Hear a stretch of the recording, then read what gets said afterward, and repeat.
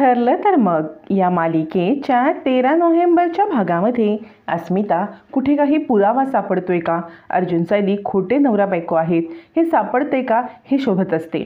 कल्पना येते आणि म्हणते, अस्मिता तू इथे साफसफाई करायला आलेस की शोधाशोध काय शोधते आहेस? अस्मिता म्हणते, अगं नाही, अर्जुनला सवय आहे ना काहीही डस्टबिनमध्ये टाकायच्या वस्तू गादीखाली वगैरे ठेवायच्या, म्हणून पाहत होते की त्यांनी काही गादीखाली घाण ठेवले का.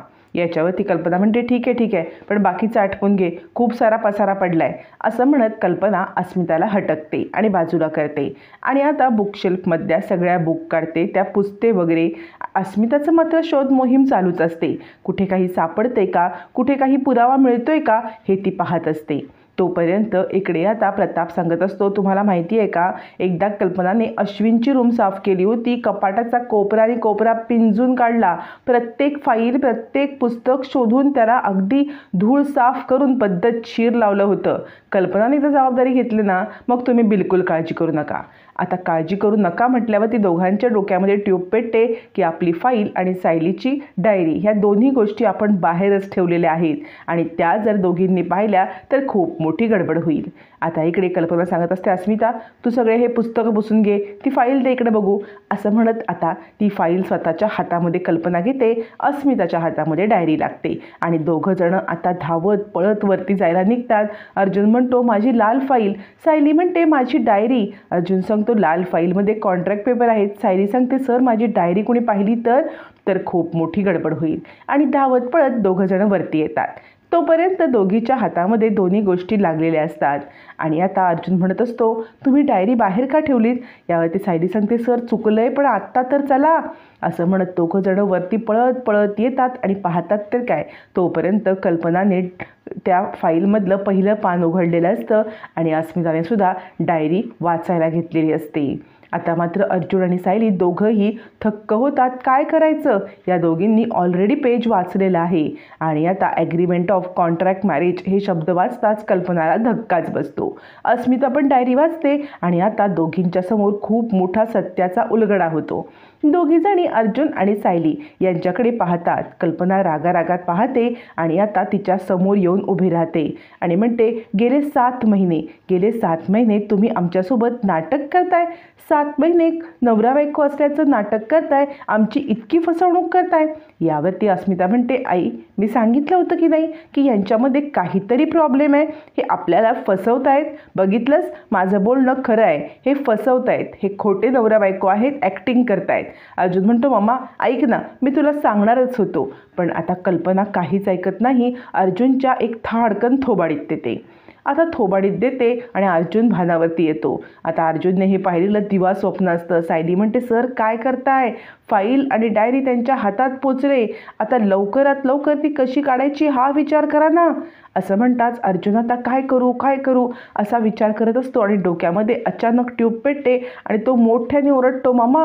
आणि आता कल्पना आणि अस्मिता हातामधल्या वस्तू ठेवून अर्जुनला काय झालं म्हणून पाहायला येतात.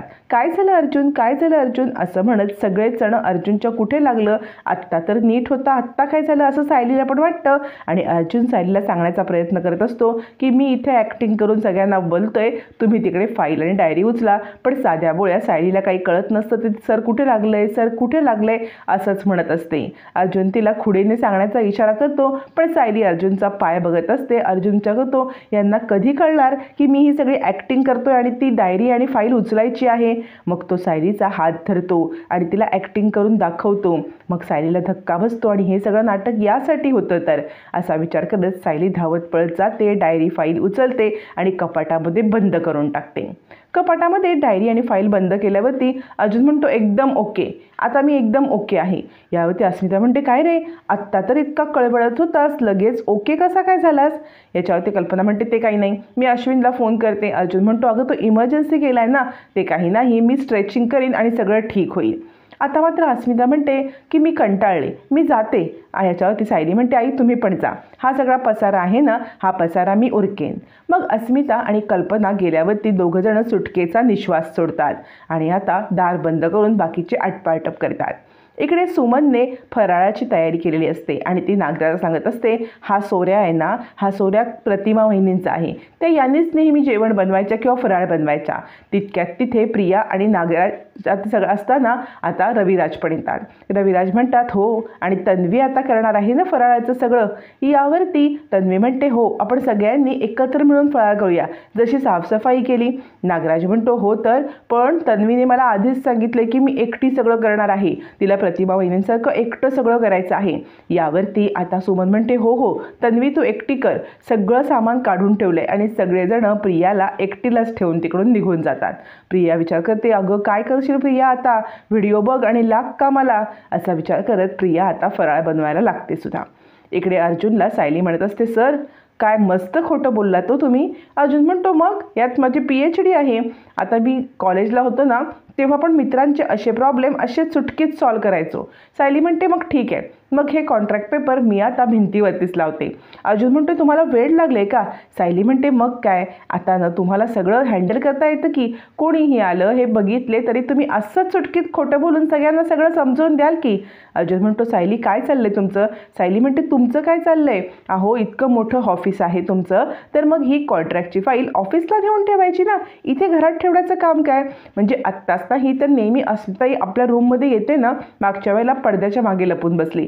त्यानंतर प्रिया आणि अस्मिताई माझे कपडे काढायला आल्या होत्या, ती बॅग त्यांनी याच कपाटात ठेवली होती. आणि त्या दिवशी अस्मिताई मोबाईल ठेवायला आल्या रेकॉर्डिंगला, माहिती आहे ना. मग असं असताना तुम्ही ही फाईल इथे ठेवलीतच कशी. आणि तुम्हाला कळते का, हे सत्य जर आईंच्या समोर चुकीच्या पद्धतीने आलं तर त्यांना किती त्रास होईल. सर तुम्हाला काहीच गोष्टी कळत नाही आहेत का, की तुम्हाला कळून घ्यायच्याच नाही आहेत, असं म्हणत सायली आता अर्जुनला चांगलीच झापते. अर्जुन म्हणतो माफ करा, म्हणजे माझ्याकडून झाली चूक, याच्या पुढे ही कॉन्ट्रॅक्टची फाईल असं इथे पडणार नाही. सायली म्हणते सर इथे तर नाही, अजिबात इथे ठेवायची नाही, तुम्ही ऑफिसला घेऊन जा बरं. अर्जुन लगेच ते भिंतीवरचे पेपर काढतो, फाईलमध्ये ठेवतो आणि म्हणतो मी आत्ताच्या आत्ता ही फाईल ऑफिसमध्ये रवाना करतो, तुम्ही काळजी करू नका. सायली म्हणते हे बघा, यापुढे हे असं काही झालं तर चालणार नाही. आणि सायली निघून जाते. अर्जुन म्हणतो ही डायरी आणि ही फाईल कपाटात ठेवली पाहिजे. आणि डायरी फाईल कपाटात ठेवत असताना अर्जुनच्या लक्षात येतं की इतका वेळ सायली मला बडबड करून गेल्या, पण यांची पण डायरी इथेच होती की, मग मी का नाही काही बोललो. म्हणजे त्या मला इतकं बोलल्या तर मी त्यांना डायरीवरून बोलायला नको होतं का.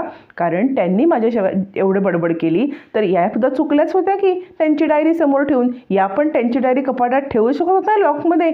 मग थांब, ह्यांना जाबच विचारायला हवा होता, या मला बडबडून निघून गेल्या. असं आता अर्जुनची लेट करंट होतो आणि त्याला समजतं की आपण चुकलोय.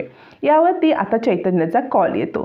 चैतन्य म्हणतो अर्जुन तुझं काम फत्ते केलेलं आहे मी, म्हणजे मधुभाऊंची बेल मंजूर झालेली आहे, आता तू त्यांना घेऊन सायलीची भेट करू शकतोस. यावरती अर्जुन म्हणतो हे काम ग्रेट केलंस चैतन्य, सायलीला पाडव्याचं गिफ्ट देण्यासाठी खूप मला मदत केलीस, थँक्यू चैतन्य.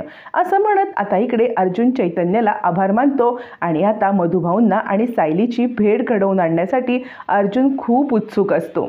तोपर्यंत इकडे घरामध्ये फराळाची लगबग चालू असते.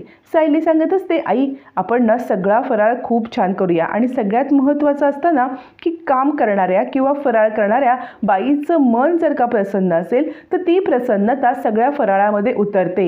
आणि तसंच काहीसं आपण करायचं आहे, मन प्रसन्न ठेवायचं आणि छानपैकी फराळ करायचा, म्हणजे खाणाऱ्याला सुद्धा ते खूप अंगी लागतं. यावरती कल्पना म्हणते सायली तू जे जे बोलतेस ना ते अगदी माझ्या प्रतिमा वंशासारखंच ग, म्हणजे ती पण असंच म्हणायची की मन प्रसन्न असेल तर फराळ खूप छान होतो. खरंच सायली तुला हे बोलायला सुचतं तरी कुठून. असं म्हणत कल्पनाला पुन्हा एकदा सायली सेम टू सेम प्रतिमासारखी आहे या गोष्टीची पुन्हा एकदा उपरती होते.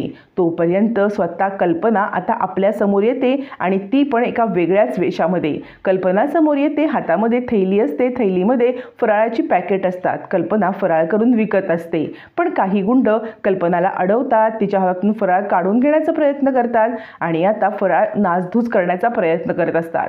एक माणूस म्हणतो तुला काय शंकरपाळी पाहिजे का, घे ही शंकरपाळी. आणि प्रतिमा बिचारी आपले सगळे फराळाची पिशवी त्यांच्या गुंडांच्या तावडीतून सोडवण्याचा प्रयत्न करत असते, पण गुंड कुठले ऐकायला. ते प्रतिमाची एक पॅकेट फराळाचं घेऊन आता फेकणार किंवा फोडणार हे सगळं करून प्रतिमाला त्रास देत असताना प्रतिमा हतबल असते, तिला फार काही त्यांना विरोध करता येत नसतो. त्याच वेळेला प्रतिमाच्या मदतीला आता मात्र देवासारखी तिथे कुसुम धावून येते. कुसुम येते आणि त्या गुंडांचा हात धरते.